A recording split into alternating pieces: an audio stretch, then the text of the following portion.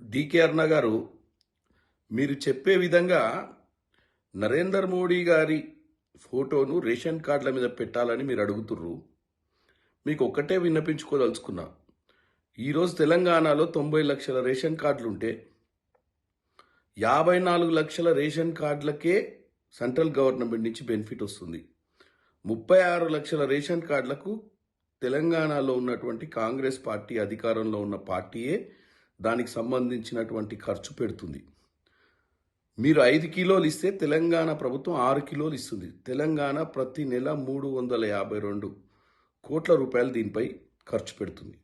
మీరు అన్నట్టుగా నరేందర్ మోడీ గారి ఫోటో పెట్టాలంటే 90 లక్షల కార్డులకు మీరు ఇప్పించండి. డెఫినెట్గా నరేందర్ మోడీ గారి పేరు పెట్టే ప్రయత్నం చేస్తాం. ఎందుకంటే గతంలో కూడా నరేందర్ మోడీ గారు ముఖ్యమంత్రిగా ఉన్నప్పుడు ఇదే కార్యక్రమం అక్కడ కూడా జరిగినప్పుడు సెంట్రల్ గవర్నమెంట్లో ఆ రోజున్న ప్రధానమంత్రి మన్మోహన్ సింగ్ గారి ఫోటో పెట్టిరా లేదా తెలుసుకోండి.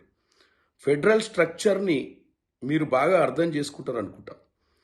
ఈరోజు అన్ని రాష్ట్రాల నుంచి పోతున్నటువంటి ఏదైతే పన్నుల ద్వారా పోయే డబ్బునే తిరిగి ఇస్తారు. ఇలా తెలంగాణ నుంచి రూపాయి పోతే 40 పైసల మందం వస్తున్నాయి మనకు రిటర్న్. ఇలా మీరైనా మేమైనా అందరం ఎంపీలు కలిసి తెలంగాణకు ఎంత డబ్బు తెచ్చుకోవాలనేది ఆలోచించాలి. ఒకవేళ మీరు అన్నట్టు సక్సెస్ఫుల్గా మీరు 90 లక్షల రేషన్ కార్డులకు తీస్తే నరేందర్ మోడీ గారి ఫోటో పెట్టామని అడగడంలో తప్పు పట్టను నేను. కాబట్టి మనము రానున్న బడ్జెట్ సెషన్లో డెఫినెట్గా మనం ముందుకు పోయి వీలైనంత వరకు బడ్జెట్ తెచ్చే ప్రయత్నం చేద్దాము. మీరు లెక్కలు సరి చూసుకోండి.